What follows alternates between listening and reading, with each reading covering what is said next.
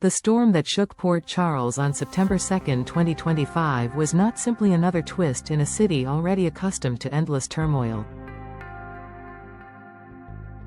What audiences witnessed was the ignition of a storyline destined to dominate General Hospital for weeks to come.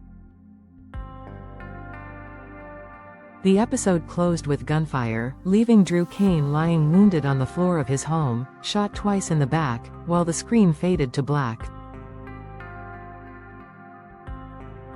It was not just a cliffhanger, it was the beginning of a whodunit that drags nearly every major character into suspicion and promises to unravel old grievances, expose hidden rivalries, and deepen divisions across the canvas.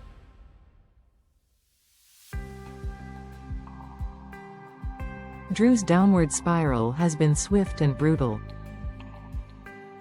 Once seen as a figure of resilience, he has in recent months become a lightning rod of resentment. The second chance offered by Willow, who believed reconciliation might bring peace, only seemed to sharpen his cruelty. Instead of healing, Drew wielded power like a weapon. His decision to arrest Stella on charges of insurance fraud was a move not of justice, but of spite, a direct strike at Curtis, whom he has treated less as a rival and more as a sworn enemy. Beyond legal maneuvers, he has tried to isolate Scout by blocking her connections to the people who love her, Alexis, Molly, Christina, Danny, and Rocco, using restraining orders as chains rather than safeguards. In doing so, he painted himself as a man at war with family, law, and morality alike. It is within this context of hostility and betrayal that the shooting feels both shocking and inevitable. The question is not whether Drew earned enemies, he has amassed them at an alarming pace, but who among them chose to take vengeance with bullets rather than words.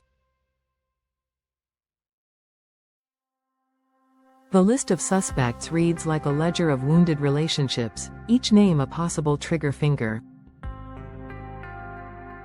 Curtis, deeply humiliated and robbed of peace by Drew's relentless vendetta, has reason enough, though his character suggests restraint. Molly, pushed to the brink by Drew's manipulation of her family, carries fury but not necessarily the capacity for violence. These are people hurt and angered, but perhaps too cautious to pull the trigger. Portia's presence on the suspect list is harder to dismiss. Entangled in personal scandal after her entanglements with Curtis and Isaiah, her history shows a pattern of eliminating obstacles when cornered. A woman who has fought fiercely to protect her secrets could be capable of striking first to silence a threat. Pregnancy rumors swirl around her, adding fuel to speculation. Heightened emotions and desperate motives can combine into combustible action. Was Drew's downfall tied not only to his enemies but to the chaos of Portia's own choices? The younger generation is not free from suspicion either. Trina and Kai, both disillusioned and disgusted by Drew's schemes, have blacklisted him in recent weeks. Yet while they are capable of rash acts, breaking in, confronting authority, murder stretches the limits of what most believe they could commit. Still, soap operas thrive on characters pushed beyond their boundaries, and desperation can create killers in the unlikeliest of places. Christina's erratic behavior also makes her a candidate, but her current preoccupation with Rick's captivity keeps her embroiled in another mess entirely. If she were involved, it would mean juggling two explosive secrets at once.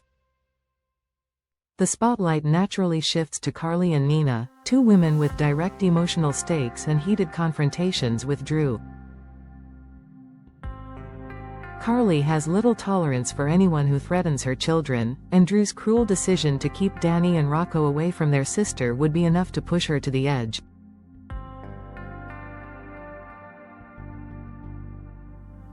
Her history of fighting for family at any cost makes her one of the more plausible suspects. Nina, on the other hand, is caught in a fury of betrayal and heartbreak. Willow's willingness to forgive Drew left Nina feeling cornered and humiliated. Rage, fueled by love lost and family slipping away, can quickly harden into the desire for revenge.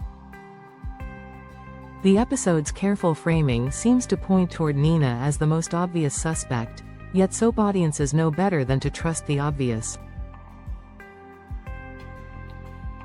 Beyond individuals, there is the atmosphere of Port Charles itself to consider. Every corner of the town hums with secrets, alliances, and vendettas. Drew's shooting cannot be isolated from the broader chaos: the schemes of Sidwell, the power struggles among the Quartermaines, the fragile stability of the Corinthos Empire.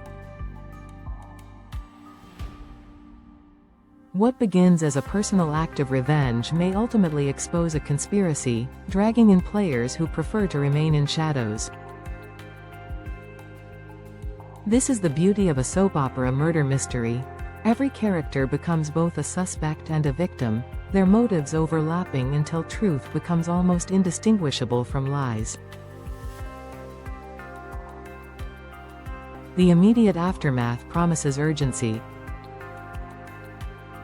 Dante and Anna respond to the 911 call, bringing law enforcement directly into the chaos.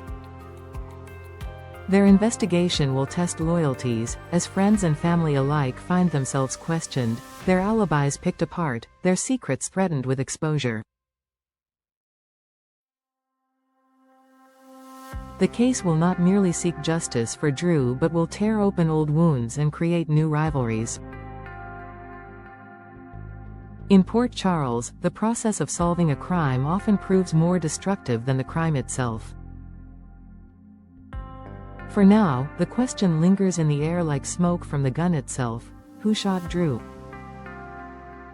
Each suspect has motive, each carries opportunity, and each stands to gain, or lose, by his silence.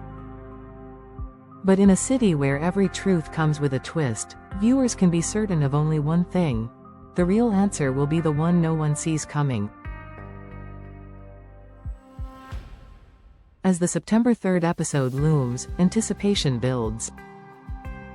The screen may have faded to black on Drew's fallen body, but the story is only beginning. The next chapter will not only explore the identity of the shooter but redefine the balance of power in Port Charles. Families will fracture, alliances will crumble, and the question of justice will become more complicated than ever. In a city where vengeance and survival walk hand in hand, the bullet that struck Drew Cain may well prove to be the shot that echoes through every life in General Hospital.